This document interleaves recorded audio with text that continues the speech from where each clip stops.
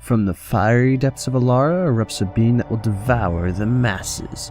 Hunger knows no bounds for Thromok the Insatiable. Thromok is a red-green Hellion creature that will bring fear to your opponents. For only 5 mana, Thromok hits the board with Devour X, so as it enters the battlefield, you may sacrifice any number of creatures. It then gets +1/+1 counters placed on it for each of those creatures. So in other words, if you devour just 1 creature, he'll get 1 counter. If you devour 2, he'll get 4 counters.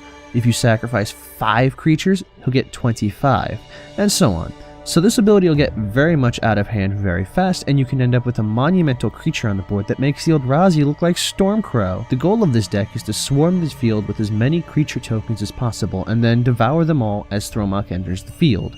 Then, as a massive creature, Thromok swings for game, ideally with trample and with more than enough damage than any opponent has the means to stop, for game. Our colors are red and green, so ramp will be necessary since a lot of our spells are very mana hungry. So we need to get enough mana up to cast them quickly. A standard assortment of your green ramp spells like Cultivate, Kodama's Reach, Explosive Vegetation will all give you the extra lands and play fast. Cryptolith Rite, almost a godsend for this deck, will give you more than enough mana as your creature army grows, making those large token generating spells even more potent. Once you get all those lands to get going, we can start churning out tokens. This deck contains a lot of ways to make creature tokens, because we'll need as many as we can in play to feed our commanders, so these are the cornerstones and key to our deck. Dragon Lair Spider, Ant Queen, and Hornet Queen will give us some insect tokens to use as fodder, and Dragon Broodmother will give us tiny dragons every upkeep that have Devour too, so if we need to make more giant creatures that we can feed on, we can use these dragons. Rapacious One makes us some Eldrazi spawn tokens that also can be used to generate mana.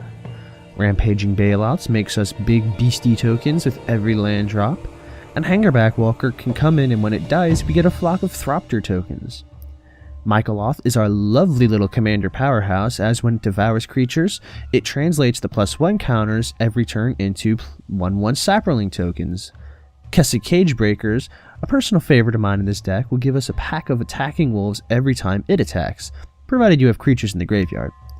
And for more added fun with making as many creature tokens as possible, we have Primal Vigor and Doubling Season.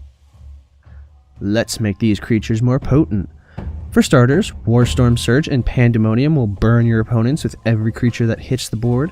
Asceticism makes them all hexproof, and Vigor will make them unbeatable in combat. Finally, Overwhelming Stampede will annihilate your opponent's forces and win you the game. Now, what about Thromok? When he hits the field and we sacrifice 10 creatures and suddenly have a 100/100 commander, we're still susceptible to chump blocks. Well, we have Brawn that, while in the graveyard, our creatures will have trample as long as we control a forest. Mage Slayer will end the game without Thromok even needing to connect with an opponent. We need to give our commander trample at the very least to make use of his exponentially large power. So, let's talk mana base, as this is another area where we can give Thromok or our creatures trample and get that damage through. We run 38 lands, our first being Cavern of Souls. This will prevent Thromok from being countered, and it will ensure that we'll hit the field uninterrupted. Kessiv Wolfrun and Skarg the Rage Pits will give a creature trample, and Rogue's Passage makes Thromok simply unblockable. We also contain a large assortment of dual lands that will give us the 2 colors that we need. We're in red and we're in green, and the majority of the mana we'll be needing is green, so red we don't need nearly as much, so the majority of these lands will produce the mana that we need. The goal of this deck is obviously to go as aggressive as you can with creature tokens. We want a lot of tokens out fast that can be sacrificed to maximize Thromok's Devour ability. Thromok the Insatiable is a brutally powerful commander, and our build focuses on swarming the field with tokens that of course can win on their own if you can generate enough to push through the 40 damage, or you can shift gears and go into one humongous beastie with Thromok to power through with an exponentially absurd amount of commander damage. I hope you enjoyed this commander deck tech. Remember to leave a like and comment down below and let me know what you think of this deck. Finally, don't forget to subscribe to the Planeswalker Project for more videos like this one, and thank you once again for watching the Planeswalker Project.